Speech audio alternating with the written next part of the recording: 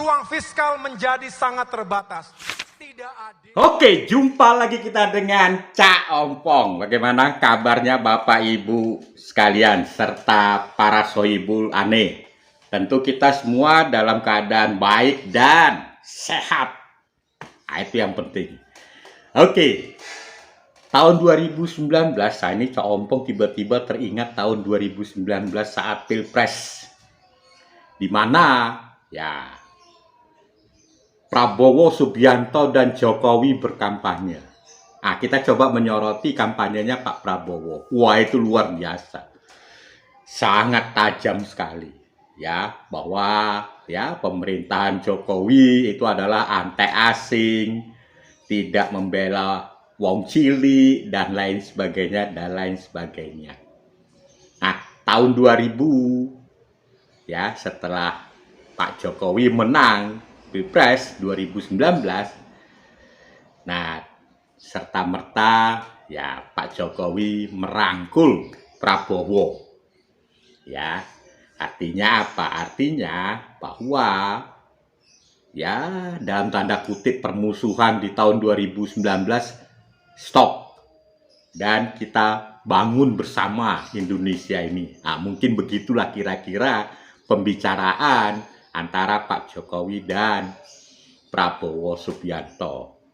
Alhasil, Prabowo diangkat sebagai Menteri Pertahanan Pak Jokowi di periode kedua.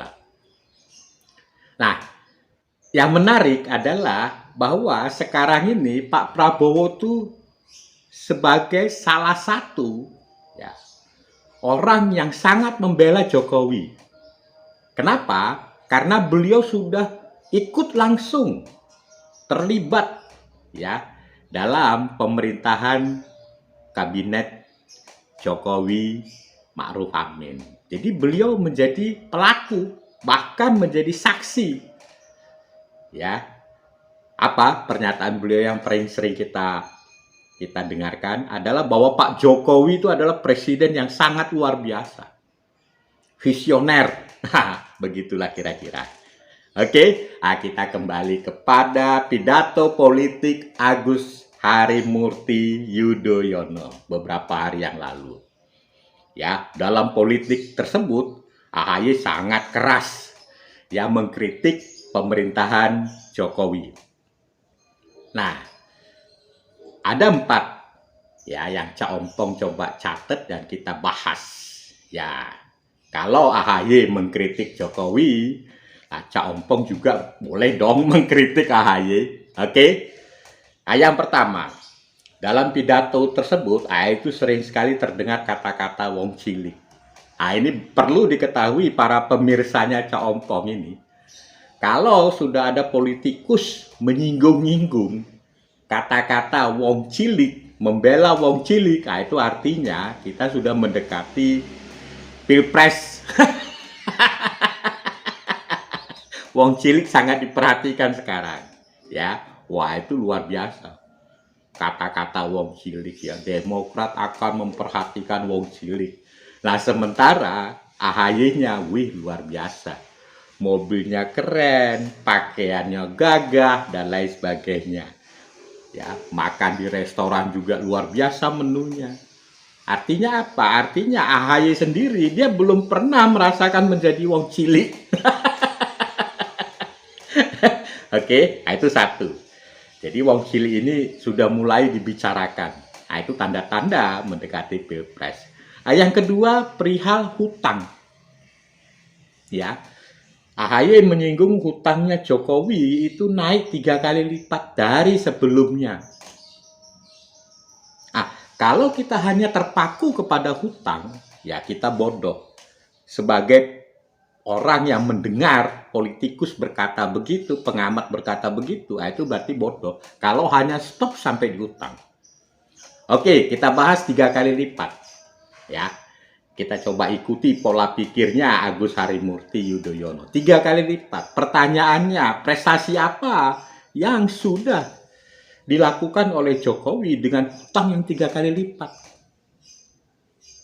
Nah, mungkin Pak AHY itu membandingkan dengan Pak SBY. Sekarang kita coba bandingkan berapa jalan tol, pertambahan kilometer jalan tol semenjak Jokowi dibandingkan SBY. Berapa bandara yang sudah diperbaiki semenjak Jokowi dibandingkan SBY. Ya, berapa kantor perbatasan ya Indonesia dengan negara lain yang sudah dibeneri, yang tadinya kayak kandang kambing, sekarang megahnya luar biasa. Ya, berapa banyak itu? Ya, berapa pelabuhan yang sudah direnovasi, yang sudah dilakukan Jokowi, tidak dilakukan oleh SBY. Jadi kalau kita membandingkan hutang, kita harus melihat juga, ya. Ini sering sekali Cak Ompong sampaikan di kanal YouTube-nya Cak Ompong. Membicarakan hutang, kita harus juga membicarakan nilai pertambahan kekayaan. Nah, kita ambil contoh paling gampang lah, ya, ibu kota Nusantara. Tadi sebelumnya ada statement bahwa Kalimantan itu akan dibuat sebagai ibu kota negara. Itu tidak ada yang lihat itu tanahnya di sana. Tidak ada. Tapi begitu statement Pak Jokowi bahwa ibu kota negara Nusantara itu akan dibangun di Kalimantan, harga tanah di sana luar biasa. Luar biasa. Artinya apa? Nilai pertambahan kekayaan itu sangat luar biasa. Jadi kalau kita bicara hutang, jangan lupa juga bicara nilai pertambahan kekayaan, nilai pertambahan aset. Kalau hanya bicara hutang lalu kita stop sampai di situ, ya itu sama saja. Cak Ompong pinjam uang dari bank, ya. Begitu sudah dapat saya masukkan ke lubang WC. Itu disebut hutang. Tidak bermanfaat. Jadi para pengamat, para pengkritik itu janganlah bodoh-bodohi rakyat. Oke, itu hutang. Lalu mengenai penundaan pemilu. Ini isu bodoh ini. Isu bodoh yang tidak cerdas lah. Tidak mungkin penundaan pemilu dilakukan.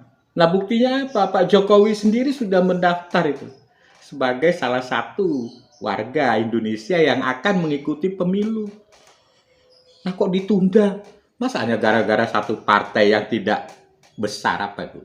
Partai prima ya. Lalu penundaan pemilu. Nggak masuk akal, bro. Jadi yang masuk-masuk akal saja lah. Ya. Nah, yang terakhir, food estate. Ya, maaf kata ini, maaf kata. Setua Cak Ompong ini, ya, baru di era Pak Jokowi, saya mendengar kata-kata food estate. Bener enggak para permisa? Selama ini kita hanya dengar real estate, perumahan. Sejak Pak Jokowi, itu ada kata-kata food estate. Ya. Jadi beliau berwacana, beliau juga melaksanakan. Kalau dulu-dulu kan tidak. Ya, Pak SBY dulu waktu ada Mandalika itu mau dibangun daerah wisata di Lombok. Nggak jadi. Pak Jokowi jadi langsung. Mandalika cantik sekali.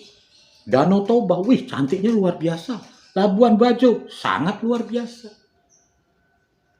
Ya, jadi food estate itu wacana dan yang sudah dilakukan Pak Jokowi itu membuat kita bertambah pintar. Ternyata tanah kosong yang selama ini tidak dimanfaatkan oleh Pak Jokowi, dibangunlah itu food estate agar ketahanan pangan itu luar biasa.